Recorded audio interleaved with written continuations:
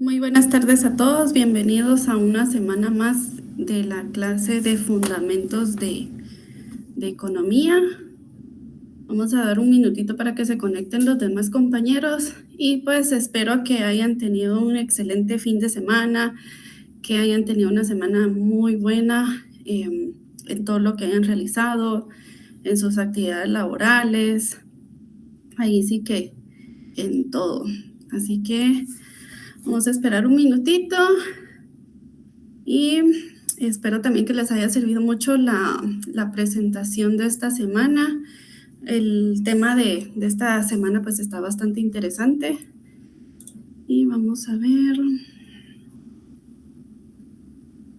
Bueno, vamos a dar inicio para no retrasar a los demás. Así que muy buenas tardes, bienvenidos sean todos. Esta es nuestra tercera semana. Como si nada, ya vamos avanzando poco a poco. Y bueno, aquí tenemos la presentación.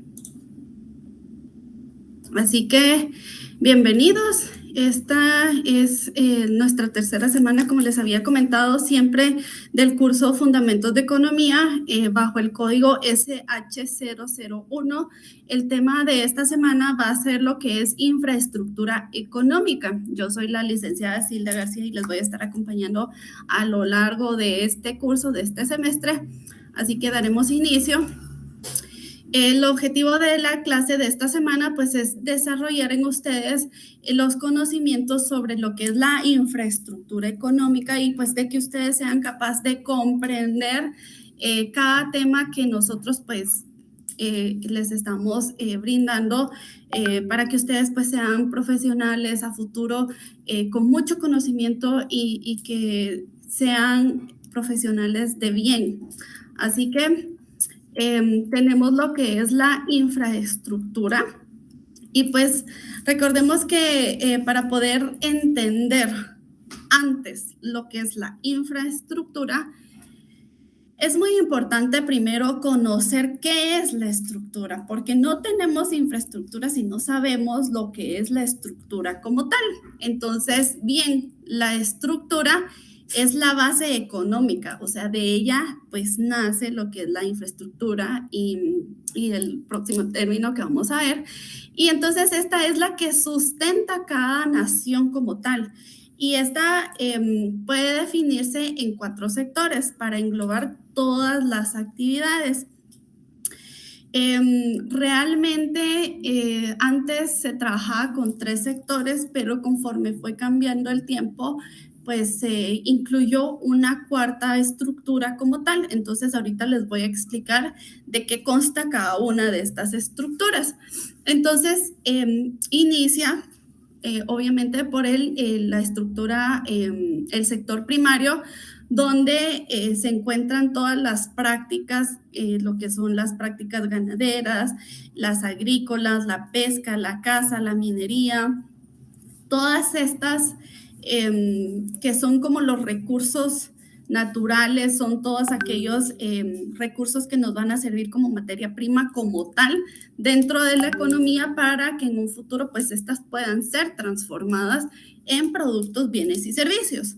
Entonces, esto tenemos como el sector primario. En el sector secundario, pues podemos venir y definir lo que es esto localiza lo que es la industria y la tecnología, que era lo que les decía. Primero tenemos todo lo que es materia prima, ya en segundo entra en juego lo que es la industria para que pues transforme las tecnologías, o sea, la tecnología transforme la materia prima en productos y servicios. Y ya sea en temas de construcción, en temas tecnológicos, como les había comentado, es donde esta pues viene a jugar un papel importante porque es la que ya transforma la materia prima como tal.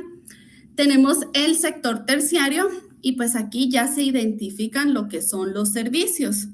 Entonces aquí es donde ya viene la industria y ya transformó la materia prima y ya la convirtió en un producto, en un bien o en un servicio para poder colocarlo en el mercado como tal. Entonces, estos tres sectores fueron los importantes, como les había dicho al principio de la clase, porque eran los que englobaban prácticamente todo lo que era la economía, pero con el tiempo se sumó el sector, el cuarto sector, que en este pues ya vino a jugar un papel importante porque ya no solo se basaba en cuestiones de hacer productos, bienes y servicios, ofrecerlos, sino que cómo los íbamos a dar, o sea, cómo la sociedad los iba a dar a conocer. Entonces aquí es donde, bueno, se definió conforme fue pasando el tiempo de que se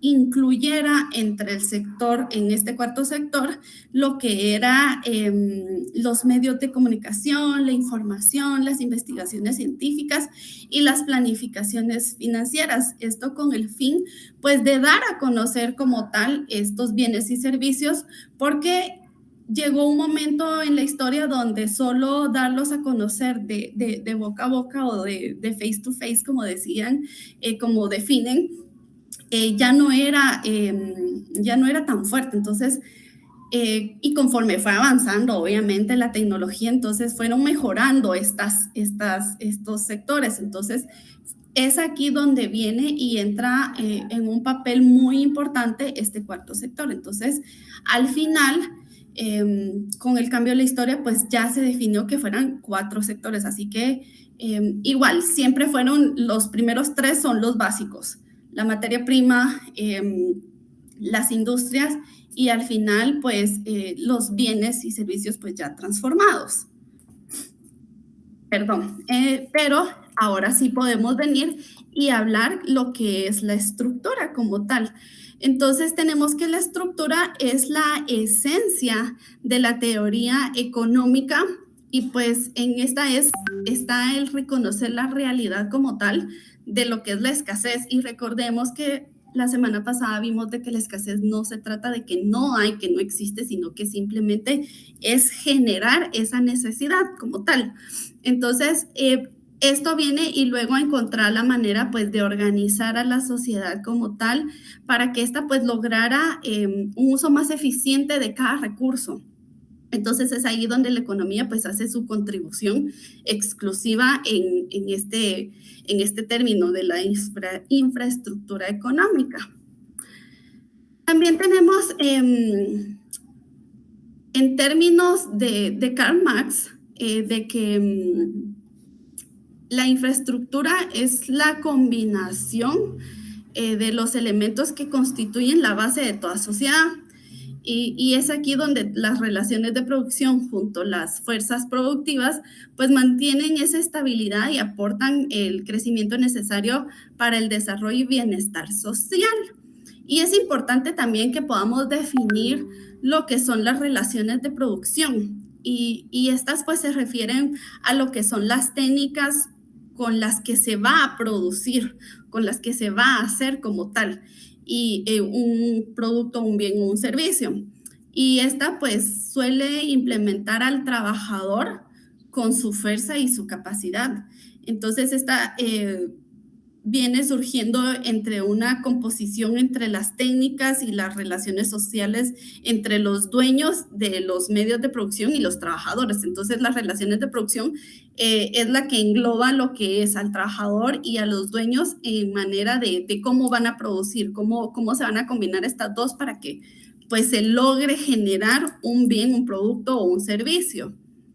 Entonces, por lo tanto, podemos entender que la infraestructura se basa en ese vínculo entre los obreros y los dueños como tales de los medios para producir, y a modo de que exista cierta armonía entre ellos y obtener como un buen nivel productivo al final de todo el proceso. Entonces, por eso es ahí donde surge la infraestructura.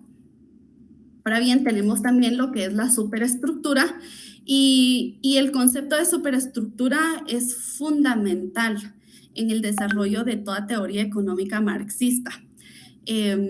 Porque es más, esta supone que uno de los componentes básicos de la tesis del materialismo histórico es que esta no adopta una personalidad propia e independiente, sino que Esta directamente pues está relacionada con las condiciones económicas de la sociedad, acoplándose a los intereses de la clase pues, de aquellos grupos sociales como tales, de las clases dominantes y que se han creado a lo largo de la historia. Entonces, todo cambio en la superestructura es una consecuencia inmediata de algún cambio sufrido en la base social o dentro de la infraestructura.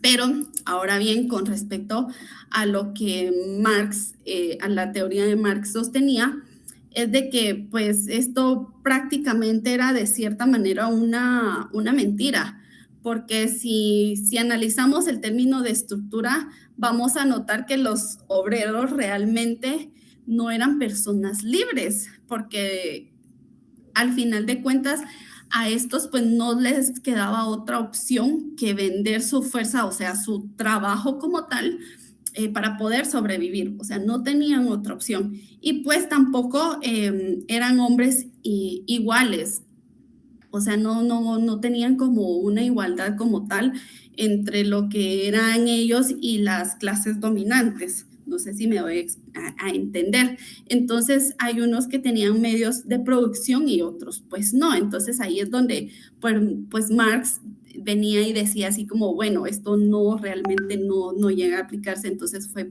donde él fue como generando esta tesis, esta teoría. Ahora bien, tenemos lo que son los sistemas económicos. Al principio del semestre nosotros vimos la importancia de las 3 preguntas para la economía y estas pues conforman el sistema económico como tal, y ahorita lo vemos de una manera como más profundo porque ya vamos armando poco a poco el paquete, el combo de lo que es la economía. Y recordemos que el sistema económico es la organización por medio del cual un hombre o la sociedad pues busca producir e intercambiar o consumir un mayor número de bienes y servicios o productos como tales. Entonces es aquí donde cumple la finalidad cuando logra una producción eficiente, o sea, un mejor aprovechamiento de los recursos y que esto pues genere un aumento dentro de la producción. Entonces, dejando claro esto, recuerdan que aquí es donde surgen las preguntas, las interrogantes, porque ya que conocimos su significado, pues responden estas a los sistemas económicos al producir bajo el sistema pues centralmente planificado. Es en esta pues donde el Estado pues juega un papel importante y donde pues decide cuáles son las necesidades sobre el gobierno como tal y decidir si cierta riqueza pues va a destinarse a quien lo produjo para otro sector social o para el mismo gobierno como tal. Entonces, es importante recordar el qué se va a producir porque sí necesitamos saber en la economía no se puede lanzar uno directamente a ciegas de decir, bueno, yo quiero hacer X cosas solo porque me surgió la idea. No, todo tiene que llevar un análisis profundo y mientras definamos qué queremos producir, también no podemos lanzarnos de una vez al agua porque tenemos que saber cómo vamos a producir. Si yo quiero producir, si es que necesito madera. Ya que sé que las quiero hacer de madera, vengo yo y digo, bueno, ¿cómo las quiero producir? Las voy a hacer a mano, las voy a hacer en industria, también de qué manera, hacia dónde me voy a enfocar, qué tipo de sillas voy a generar yo, si voy a generar sillas para un comedor, sillas para una sala de espera, sillas para fines decorativos nada más o sillas para restaurantes, o sea, surgen tantas ideas. Entonces, pero si yo defino y delimito para qué quiero, cómo lo quiero, entonces ahí es donde viene para quién lo voy a hacer. Entonces, media vez ya tengamos estas 3 preguntas en claro, prácticamente no debería de haber algún problema de que este producto, este bien o este servicio, pues va a tener éxito como tal. Entonces ya viene y ya se coloca en un mercado, pero como les repito, todo bajo de un análisis debidamente estructurado, un análisis bastante detallado antes de venir y lanzarse a ciegas como tal, ¿verdad? Ahora bien, tenemos lo que son los estímulos de la producción. Y un sistema económico, pues, siempre va a querer lograr una mayor producción como tal. Y esta, pues, tiene que respetar estos principios que son los estímulos más comunes y que la mayoría, en un porcentaje mayor, según la estadística, pues, de los hombres, pues, ha cumplido como tal. Entonces, uno de esos es que sea propiedad del productor el resultado de su producción. Esto, pues, quiere decir de que debería de ser lo justo y debería de ser eso de que por eso existen los términos de registro de marca o algo así, porque así cada quien, pues, lo que produce va a ser mío y no va a venir nadie que me pueda robar esa idea, no va a venir nadie que venga y diga, esto yo lo hice cuando en realidad lo hizo otra persona, ¿verdad? Entonces, por eso este estímulo, pues, es uno de los más comunes dentro de la sociedad. El otro es que la propiedad privada de los medios de producción o la posibilidad legal de poder adquirir esta propiedad, o sea, de ser dueño como tal de lo que que esta persona, pues, produjo como tal. También la libertad de vender a quien él desee y al mejor precio que él quiera establecer para los bienes y servicios como tal. Cada quien es libre, pero creo que también tiene que ser un precio bastante estudiado, analizado, porque recordemos de que hay competencias, entonces hay que evaluarlo siempre de una manera muy responsable. Y también tenemos como último estímulo lo que es la posibilidad de disfrutar de manera que más convenga, pues cada productor es libre de disfrutar lo que hace. Nadie le pone como ataduras siempre y cuando pues sean cosas dentro del marco legal, porque también no va a venir y a producir ilícitos. Entonces, es eso, la posibilidad de que este pues disfrute de la mejor manera lo que desee producir al final de cuentas. Ahora bien, tenemos la importancia de las interrogantes, o sea, las interrogantes que vimos a lo largo de este tiempo. Y pues todas las consideraciones que se puedan hacer acerca de la economía siempre van a estar condicionadas con estas preguntas que analizamos y que respondemos o sea, si nosotros respondemos estas preguntas de una manera errónea, como les dije, lanzarse al agua sin un estudio, sin un análisis, sin no pensarlo bien antes, va a traer como consecuencia en un tiempo, puede que sea lento o a veces apresurado, el fracaso económico de una sociedad. Entonces, por eso es que la base de la economía son estas tres preguntitas. Entonces,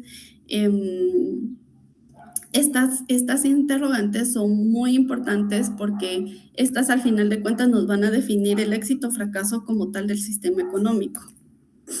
Ahora bien, vamos a entrar ahora a lo que son los tipos de sistemas económicos.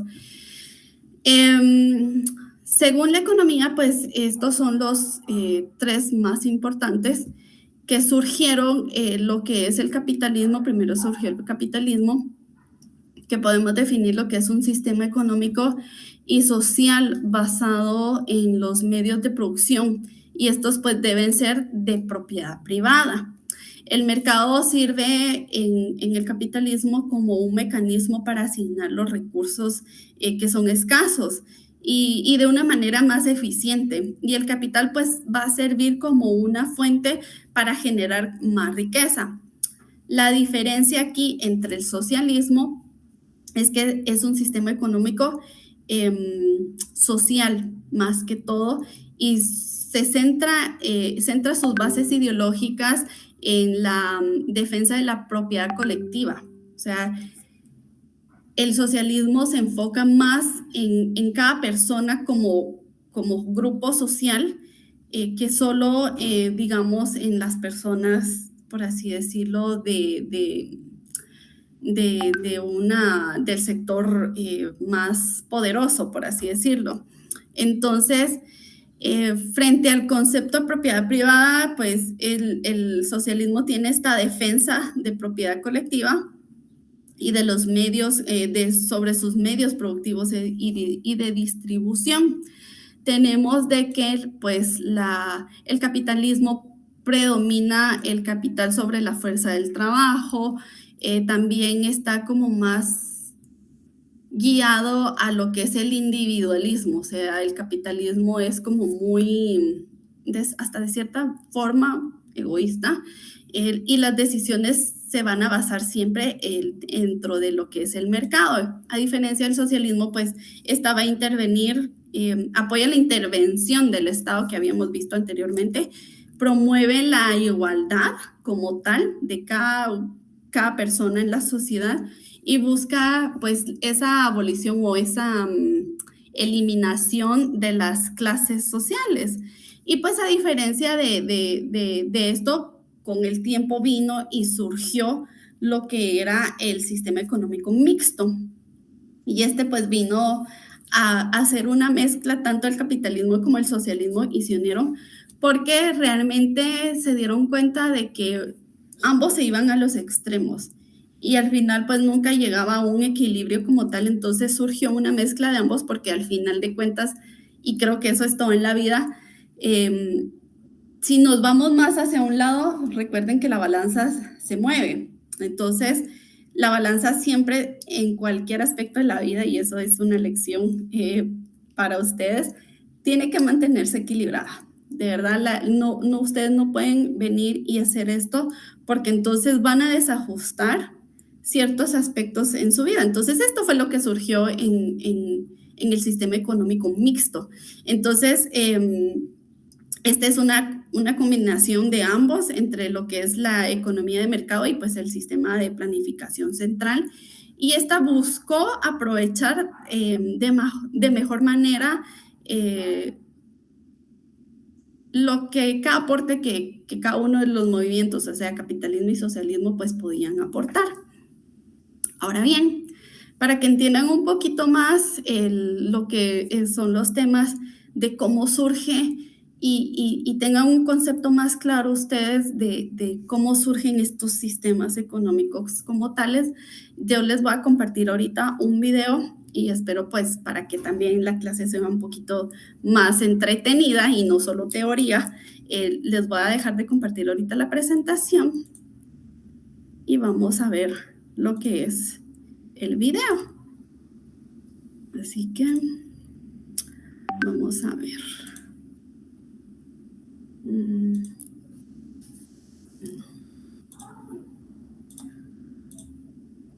Ahí estamos.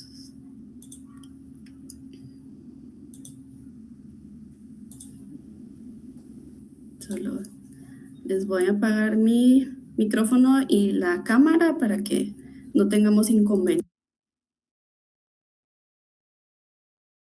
Soy Elder Ávila. Soy la hermana Palma Reyes. Soy la hermana Ábalos Latín y somos los misioneros. Venimos de todas las partes del mundo. Miami. Platzi proveyó el capital para producir este video de interés social.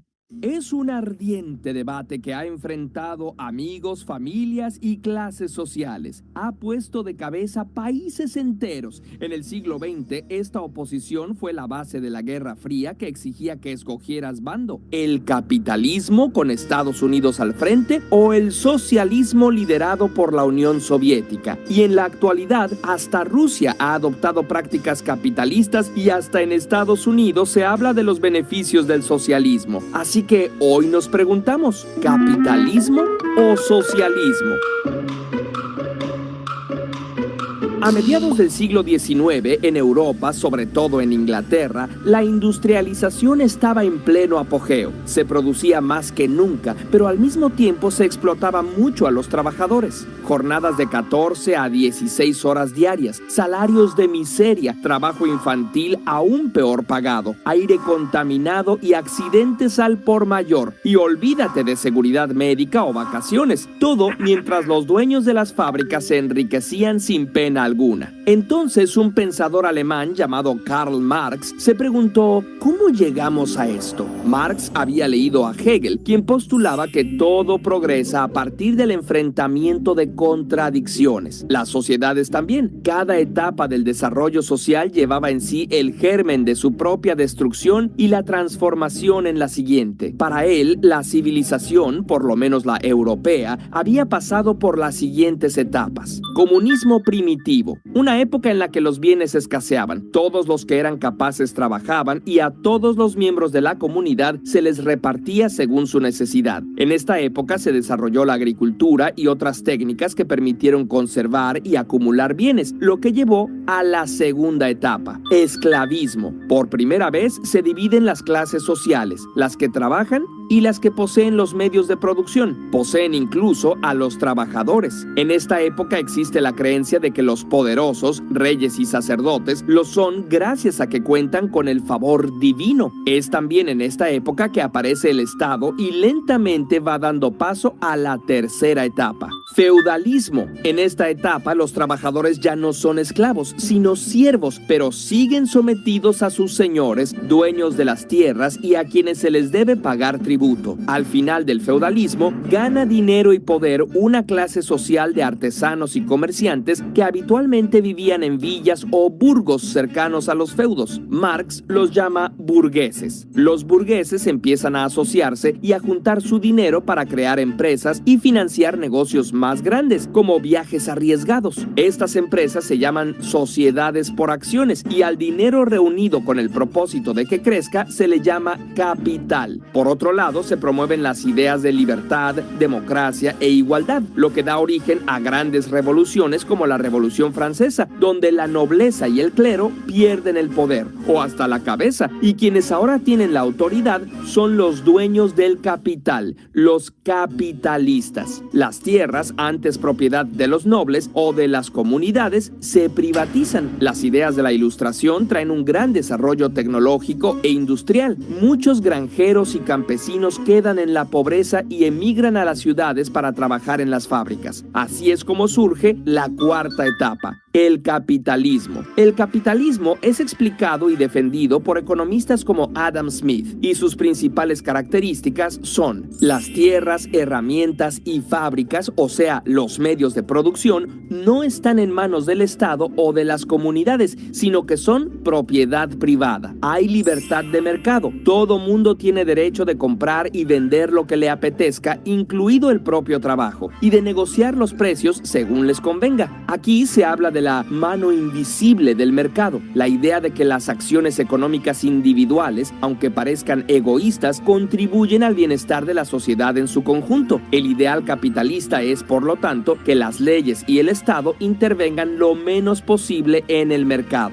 Libertad de empresa. Cualquiera puede empezar un negocio asumiendo los riesgos y obteniendo los beneficios. Esto propicia la competencia y la innovación. Explicado así, el capitalismo parece ideal. Entonces, ¿por qué ocurría lo que Marx presenciaba en las ciudades de Europa? Lo responderemos después de esta pausa capitalista. Uno de los principales problemas del sistema capitalista es el de la plusvalía, o sea, la ganancia que el capitalista espera obtener por su inversión. Imagina que dos personas colaboran para producir un producto. Una pone su trabajo y otra el capital para producirlo en forma de herramientas y salarios. Digamos que lograrlo costó 10 pesos y que lo pueden vender en 18. Esos 8 pesos extra son la plusvalía y retornan al capitalista. ¿No le debería tocar también a la trabajadora? Para Marx, la obtención de la plusvalía es una forma de robo y contribuía al enriquecimiento del capitalista y el empobrecimiento del trabajador, creando acumulación del capital y formando monopolios y oligarquías. Adam Smith diría: si la trabajadora no gana lo suficiente, es libre de buscar un trabajo donde gane más. Hay un mercado de trabajo y si hay más oferta de puestos, esto hará que los salarios suban. Pero también es cierto que si hay mucha gente sin empleo, la demanda de puestos aumenta y los salarios bajarán. ¿Será que el desempleo le conviene a los capitalistas? Una de las contradicciones del capitalismo es que si llega a haber tanta gente tan pobre que no puede comprar ni lo que produce, ¿quién va a comprar las cosas y cómo va a crecer la economía? La otra es que el capitalismo supone un crecimiento ilimitado de las corporaciones. Sin embargo, los recursos del planeta son limitados y no puede proveer de materias primas ni procesar la contaminación de manera infinita. Y para rematar, ¿de dónde sacaron los capitalistas ese capital inicial? La mayoría no trabajó por él, simplemente lo heredaron. A Marx le parecía que la herencia por sí sola hacía de la competencia justa una falacia. Unos siempre empezaban con más recursos que otros. Para Milton Friedman, el único sistema que aseguraba la libertad era el capitalista, a lo que Marx respondería: ¿qué libertad puede tener quien nada posee? Por todo esto, a Karl Marx y Friedrich Engels les pareció que el capitalismo era fundamentalmente injusto y que, como los sistemas anteriores, tendría que cambiar. Pero no iba a cambiar solo. Inspirados por luchas de carácter socialista que habían ocurrido antes, publicaron el Manifiesto Comunista, que instaba a los trabajadores, llamados proletarios, a unirse y luchar para arrebatarle el poder a los capitalistas. Para ellos, una sociedad ideal sería comunista. No existirían ni las clases sociales ni la propiedad privada. Para llegar al comunismo se planteaba que se debería pasar primero por una etapa llamada socialismo. Las características más importantes del socialismo son la propiedad social de los medios de producción. Teóricamente, las herramientas, tierras y fábricas pertenecen a la sociedad en su conjunto, que se supone que está representada por el Estado. Planeación de la producción. Se evitan desperdicios, excesos y contaminación, asegurando que se produzca solo aquello que se necesita. Regulación por parte del Estado. Las actividades económicas, incluidos los precios, están reguladas por el gobierno para evitar la explotación y el abuso. Después de interesantes experiencias como la Comuna de París en 1871, 40 años después de la muerte de Marx, el socialismo tiene oportunidad de ponerse a prueba. Con la Revolución Rusa se crea la Unión de Repúblicas Socialistas Soviéticas y otros países siguieron su ejemplo. ¿Cómo funcionó? Pues tuvo problemas muy graves. En primer lugar, se dio una enorme concentración de poder político. A pesar de que los líderes eran llamados camaradas, en la práctica dirigían regímenes autoritarios que, con el pretexto de proteger el bien común, se quedaron toda su vida en los puestos de mando. Llevaron a una gran pérdida de la libertad. Reprimieron a quienes disentían, encarcelándolos o asesinándolos. Además, al estar todo planificado y haber pocos incentivos, la innovación estaba sumamente limitada a los aspectos que interesaran al Estado. Esto aún ocurre en países como Cuba, donde por un lado todos tienen garantizada la salud y la educación, pero por el otro hay escasez de alimentos, vivienda y casi nula libertad política. Entonces, si ninguno de los dos sistemas es bueno, la humanidad se quedó sin opciones. No hay manera de tener las libertades que ofrece el capitalismo y la igualdad que ofrece el socialismo. En primer lugar, no todo es blanco o negro. Gracias a la unión y las luchas de los trabajadores, la mayor parte de los países actualmente tienen sistemas que mezclan en diferentes proporciones una economía capitalista con aspectos socializados. En el modelo nórdico, por ejemplo, hay libertad de empresa y de mercado, pero los trabajadores tienen fuertes sindicatos y el Estado interviene en la negociación de salarios. Y hasta en los países más capitalistas, el Estado se encarga de proporcionar carreteras y servicios públicos y, en mayor o menor medida, educación y servicios de salud. Y existe una lucha constante porque estos derechos sean cada vez mejores y mayores. Quizás si no fuera por las luchas socialistas, no tendríamos ahora jornadas de trabajo de 8 horas, salario mínimo, vacaciones, protección social de los niños o seguridad social. En segundo lugar, además de estos dos sistemas tan llamativos, existen otras propuestas. Por ejemplo, el anarquismo, que propugna por abolir el Estado, eliminar toda jerarquía y autoritarismo y trabajar en base a la cooperación y el beneficio mutuo. De hecho, los soviets originales eran organizaciones anarquistas igualitarias antes de que las reprimiera y absorbiera el Estado de la Unión Soviética. En Cataluña y España, el movimiento anarquista fue muy fuerte y se llegaron a administrar fábricas de manera colectiva y democrática con variados resultados hasta que intervino el comunismo internacional para disolverlas y luego Franco impuso el fascismo por la fuerza. Si te interesa este tema, puedes leer a Emma Goldman o a Piotr Kropotkin, entre otros autores anarquistas. Pero estos son solo los modelos europeos. La gente se ha organizado de diversas maneras en diferentes momentos y partes del mundo. Por ejemplo, la ciudad de Cataloyuc en Anatolia de hace unos 9000 años tenía una sociedad económica y socialmente igualitaria donde además hombres y mujeres tenían los mismos derechos. Los pueblos indígenas de toda América han tenido formas de organización diferentes que incluyen el tequio o trabajo comunitario y la toma de decisiones de manera colectiva. Estas ideas se han retomado en lugares como Cherán, donde todas las decisiones importantes se toman por consenso, o en los caracoles zapatistas, donde los medios de producción son colectivos y las decisiones las toma una junta de buen gobierno cuyos miembros son rotativos y no reciben sueldo. El país de Bután, aun siendo una monarquía, tiene una economía budista que privilegia la reciprocidad y mide su crecimiento no en Producto Interno Bruto, sino en felicidad nacional bruta. La región autónoma de Rojava, en Siria, practica una versión muy propia de socialismo democrático donde las cooperativas, en su mayoría promovidas por mujeres, juegan un papel primordial. Como ves, capitalismo y socialismo son apenas dos de las muchas maneras en las que se pueden organizar los seres humanos, y la sociedad siempre puede cambiar. ¿Y tú? ¿Crees que se debería cambiar el sistema económico de tu país? ¿Cómo te gustaría que fuera? Curiosamente, visita Platzi.com para conocer sus cursos de tecnología.